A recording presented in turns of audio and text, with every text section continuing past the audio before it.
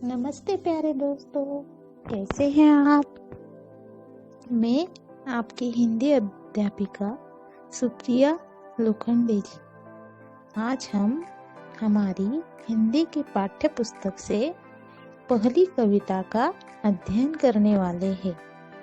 आपने यह कविता जरूर पढ़ी होगी। देखिए, आज हम देखते हैं उसका विस्तृत अभ्यास। कविता का नाम है हम पंछी उन्मुक्त गगन के। इस कविता के कवि है कवि शिवमंगल सिंह सुमन। कवि शिवमंगल सिंह सुमन जी यह हिंदी के एक बहुत ही प्रसिद्ध कवि माने जाते हैं। जैसे कि आप सबको कविता के नाम से ही समझ गए होंगे कि यह कविता हमें पक्षी जीवन के बारे में जानकारी देती है। तो चलिए देखते हैं प्रस्तुत कविता के पहले परिच्छेद में हमें क्या बताया गया है। हम पंछी उन्मुक्त गगन के, पिंजर बंद ना गा पाएंगे, कनक तीलियों से टकराकर पुलकित पंख टूट जाएंगे। हम बहता जल पीने वाले, मर जाएंगे भूखे प्यासे, कहीं भली है कटुक निंबोरी, कनक कटोरी में पैदा से। इन पंक्तियों में कवि कहना चाहते हैं पक्षियों की भावनाएं, जिसमें पंछी कहते हैं कि हम पंछी उन्मुक्त गगन के। उन्मुक्त यानी खुला, आजाद, और गगन यानी आसमान।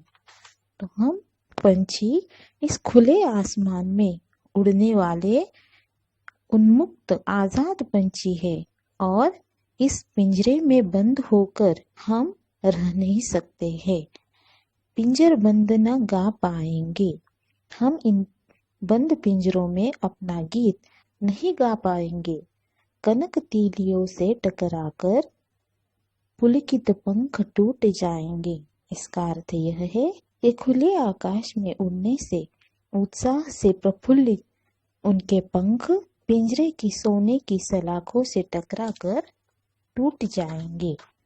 आगे की पंक्तियों में कवि बताते हैं कि पंछी कहते हैं हम बहता जल पीने वाले, मर जाएंगे भूखे प्यासे। हम बहता जल पीने वाले, मर जाएंगे भूखे प्यासे, कहीं भली है कटुक निंबोरी, कनक कटोरी की मैदा से।